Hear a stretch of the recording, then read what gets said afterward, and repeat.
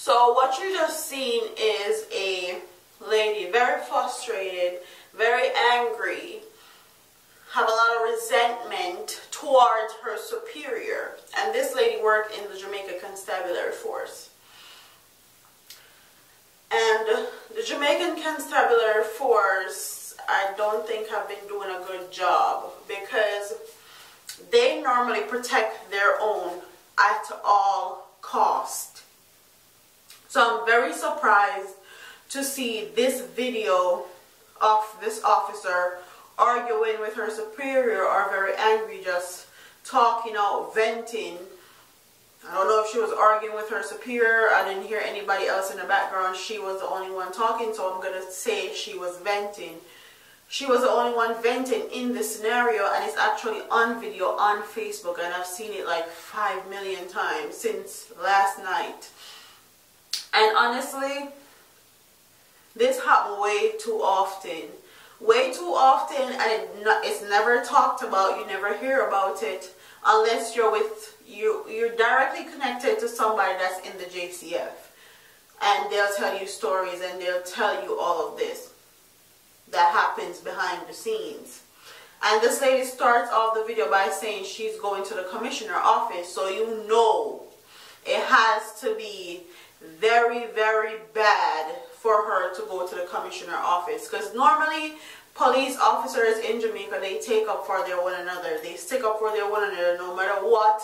They make sure no one gets reported, or else CARICOM will come and actually come and do an investigation and all that, and people get into trouble.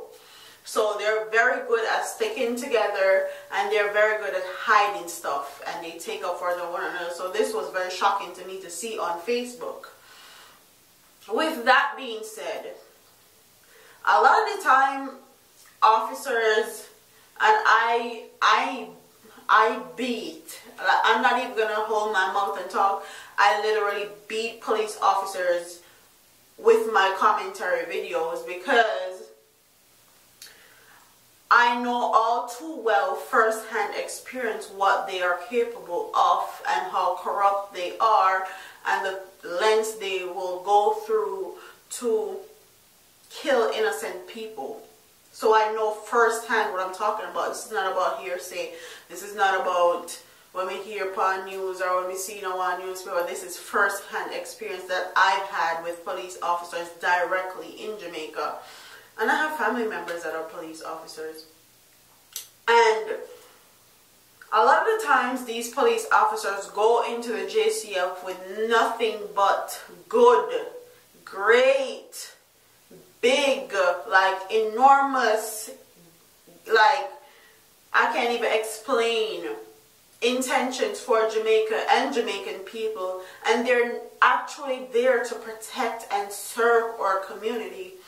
And when they go into the JCF, they get steered into a pattern that we see too often in Jamaica, a pattern of corruption, a pattern of bribery, a pattern of blaming,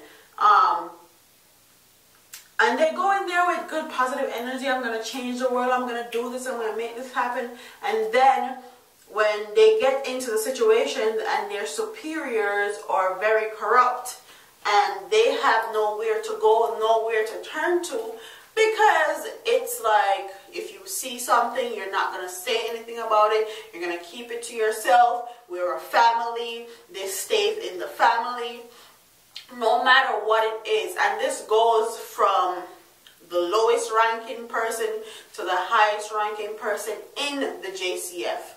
And I know that for a factual, that is not even about hearsay or anything. I know that as facts.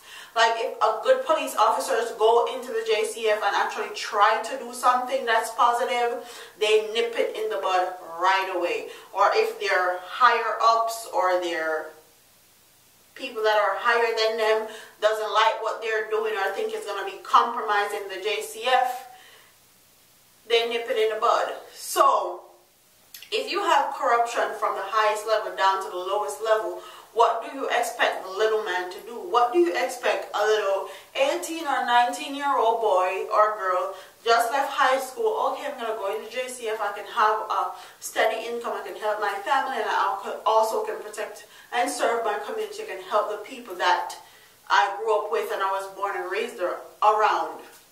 What do you think they have to do? Like, what can they do? They can't do anything.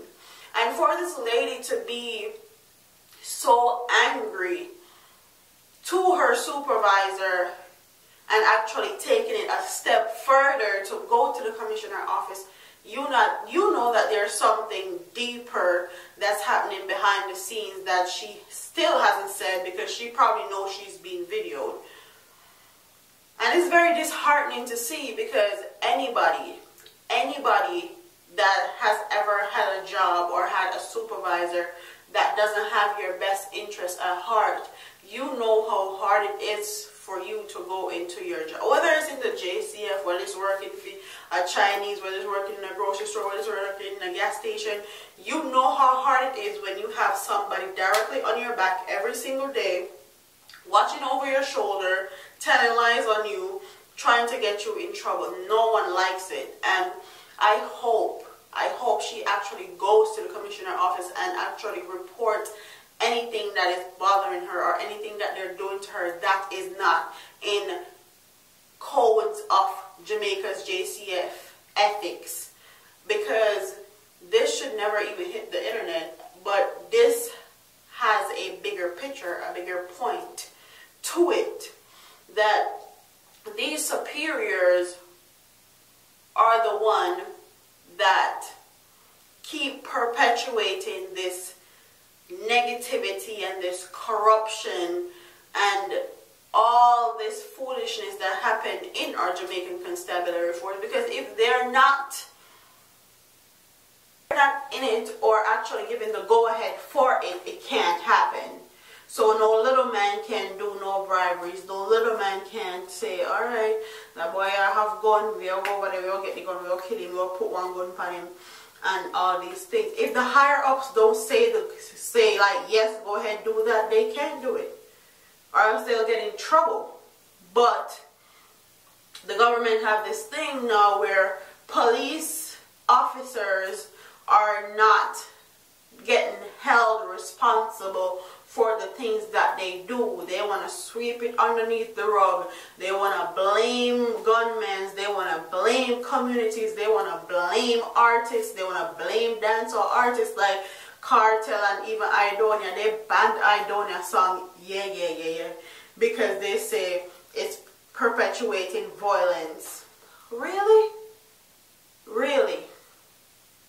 The song is talking about the man is having a good time in his life, and you're talking about that's perpetuating violence. Like, they have this thing where police officers are not held accountable, and Jamaican police officers need to be held accountable for their actions.